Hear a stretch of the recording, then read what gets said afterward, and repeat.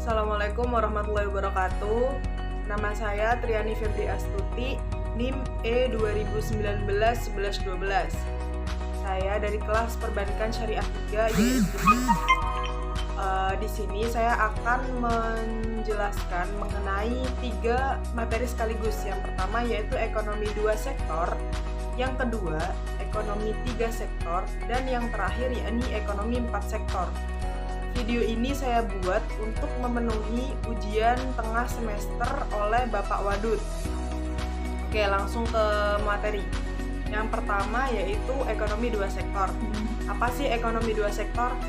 Ekonomi 2 sektor itu adalah secara singkatnya adalah ekonomi yang paling sederhana, di mana di ekonomi 2 sektor ini hanya ada 2 sektor utama. Yang pertama yakni produsen, yang kedua yakni konsumen. Di video sebelumnya, saya sudah menjelaskan secara rinci apa itu produsen, apa itu konsumen, bagaimana mereka bekerja, strukturnya, dan lain sebagainya.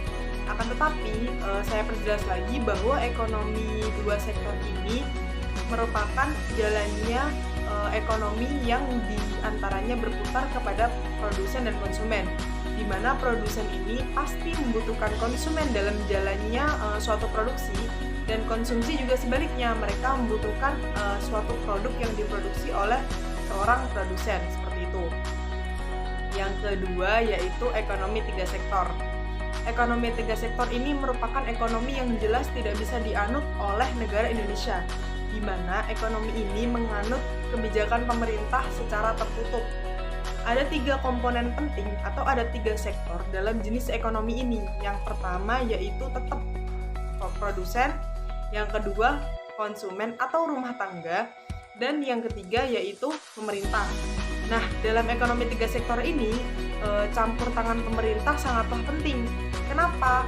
Karena pemerintah ini berkepentingan menimbun atau menarik pajak dari masing-masing kedua belah pihak, baik rumah tangga pribadi ataupun produsen. Jadi keterkaitan di antara ketiganya ini merupakan keterkaitan yang sangat erat, di mana produsen ini saat mendapatkan sebuah laba wajib membayarkan beberapa pajak dari penghasilannya kepada pemerintah.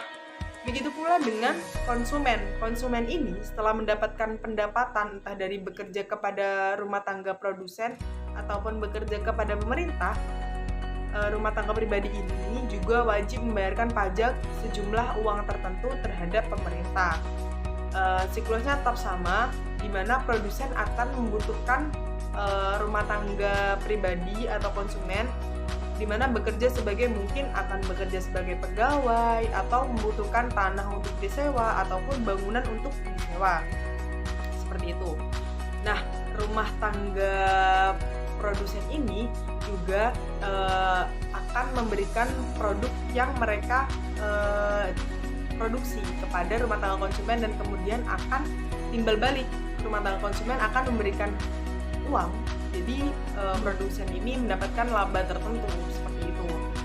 Di dalamnya juga sama saja sebenarnya dengan ekonomi-ekonomi yang lain, cuman karena ada campur tangan pemerintah di dalamnya dan kebijakannya ini tertutup, jadi ada berbagai faktor yang mungkin mempengaruhi kenapa negara Indonesia ini tidak bisa menganut kebijakan ekonomi 3 sektor. Selanjutnya yaitu kebijakan ekonomi 4 sektor. Nah, 4 sektor ini sebenarnya sama. Yang pertama yaitu produsen, yang kedua konsumen, yang ketiga pemerintah, yang keempat ini rumah tangga luar negeri. Perbedaannya cuma satu, yakni rumah tangga luar negeri. Kebijakan 4 sektor inilah yang dianut oleh negara kita, negara Indonesia, di mana ada lengkap sekali. Ada produsen yang akan memproduksi berbagai produk, baik barang maupun jasa. Ada juga konsumen yang juga akan membeli dan mengkonsumsi, menggunakan serta memakai barang-barang yang akan diproduksi oleh seorang produsen. Yang ketiga ada pemerintah, di mana fungsinya juga sebagai mengkonsumsi barang-barang yang akan dihasilkan oleh produsen, serta membutuhkan tenaga dari seorang rumah tangga konsumen atau rumah tangga pribadi. Jadi saling berkaitan. Nah, faktor pembedanya diantaranya yaitu rumah tangga luar negeri. Jadi perbedaan antara 4 sektor dengan 3 sektor ini terletak di ekonomi luar negeri. Apa sih fungsi dari ekonomi luar negeri? Yang pertama ekspor, yang kedua impor. Tentu kita sudah mengetahui apa itu ekspor dan apa itu impor. Ekspor adalah kejadian ketika kita memiliki suatu barang atau seorang produsen memproduksi suatu barang ataupun jasa yang kemudian akan dipasarkan di luar negara kita, misalnya di Amerika, Australia, yang terpenting tidak dalam negara kita. Nah, sedangkan ekspor ini adalah keluarnya barang dari negara kita ke negara lain. Sedangkan impor ini adalah masuknya barang dari luar negeri ke dalam negara kita.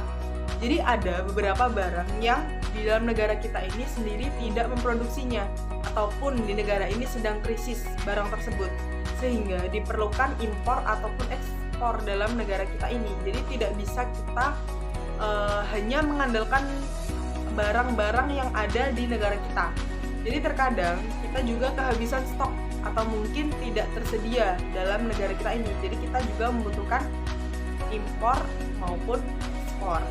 Nah, syarat-syarat impor dan syarat-syarat ekspor sendiri sebenarnya juga tergantung kebutuhan berbagai negara. Jadi saat kita membutuhkan barang tersebut, maka negara juga akan mengeluarkan kebijakan berupa impor.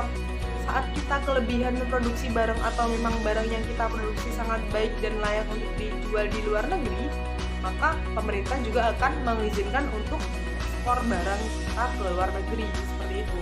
Jadi negara kita ini saat ini sedang menganut kebijakan 4 sektor, di mana kita juga mengandalkan seorang produsen, mengandalkan seorang rumah tangga atau orang-orang pribadi, juga pemerintah dalam hal pembayaran pajak agar rakyat tidak semena-mena dalam penghasilan mereka, serta yang terakhir yakni kebijakan luar negeri. Ekonomi luar negeri ini sangat penting sekali untuk menunjang kehidupan yang memang sudah modern ini.